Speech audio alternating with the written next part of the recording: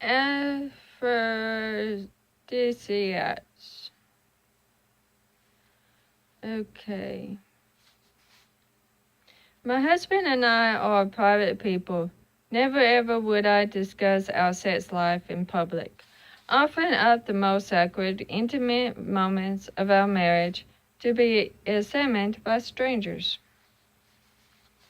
So why don't I tell you about my good friend Judy instead?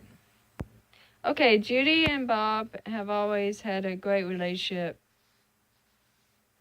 It used to drive everyone crazy how crazy they were for each other.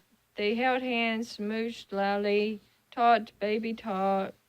When Judy and Bob walked into a room, the temperature shot up about 10 degrees. Mold started to form on bread. In their first year as husband and wife, they sanctified the marriage bed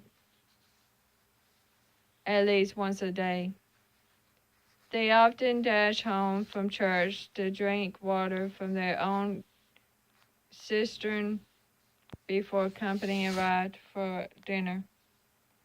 In some ways, the years have only improved things.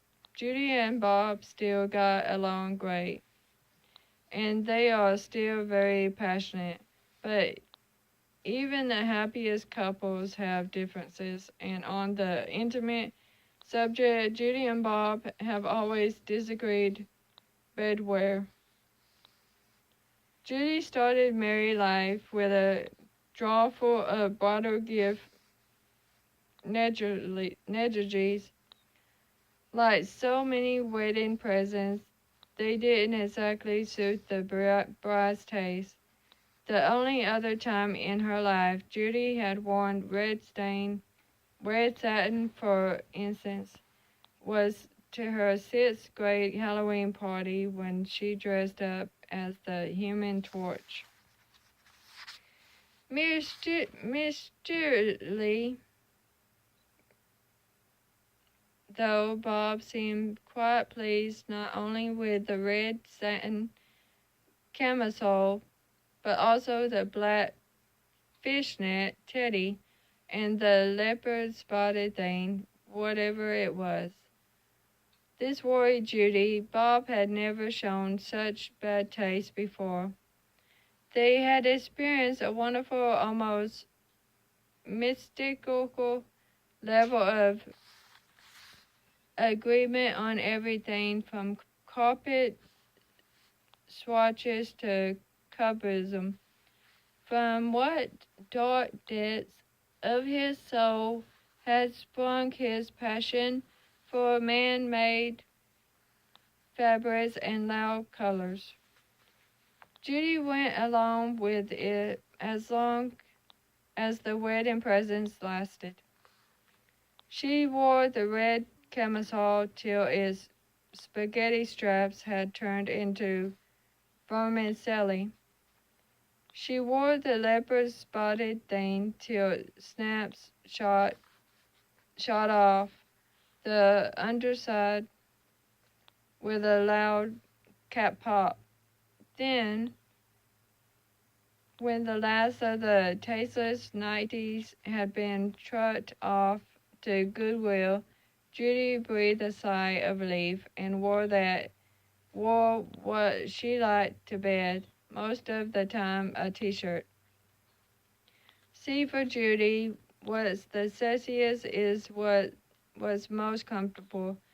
Bob's old t-shirt was as sexy as it got, soft, see-through, after years of heavy use, and easily removable, no snaps to fly off at awkward moments, no straps to get hooked on the bedpost by accident, no scratchy lace to cut off her circulation.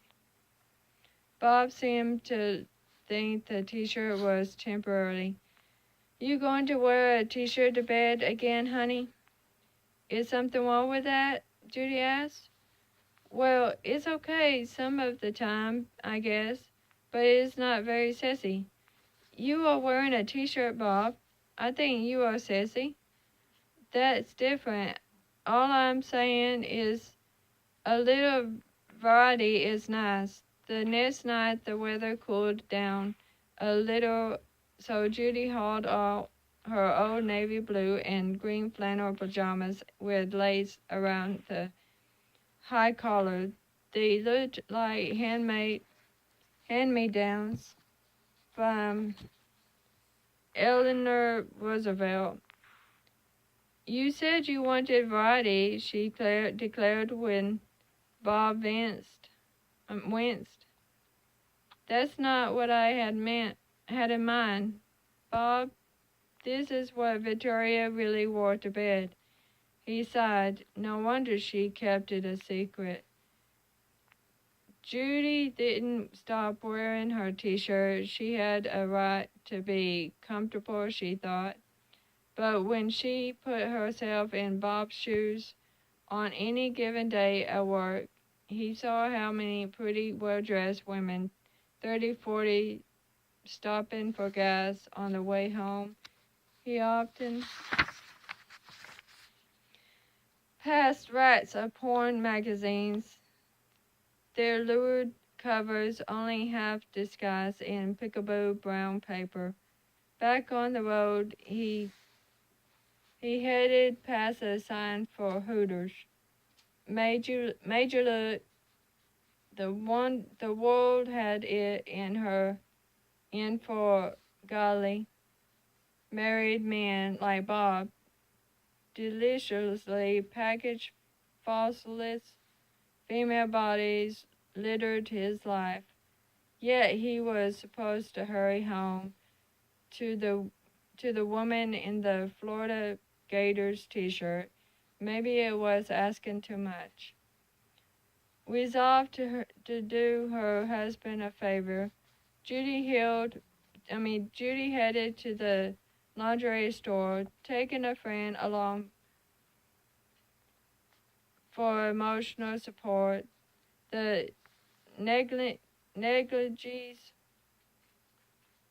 they examined fell into two categories: pretty pastel cotton things that she liked and slinky cartoonish numbers that would probably appeal to Bob.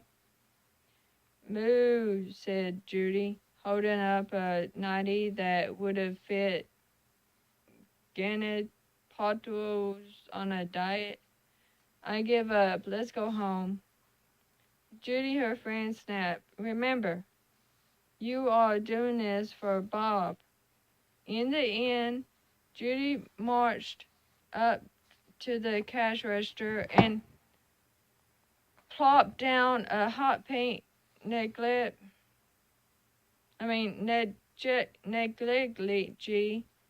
with the brand name Breezy Love printed on the tag in the back. Sleazy Love is more like it.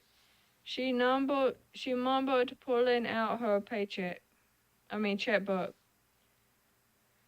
Come on, Judy, her friend coaxed. It's not like you are going to be wearing it all night.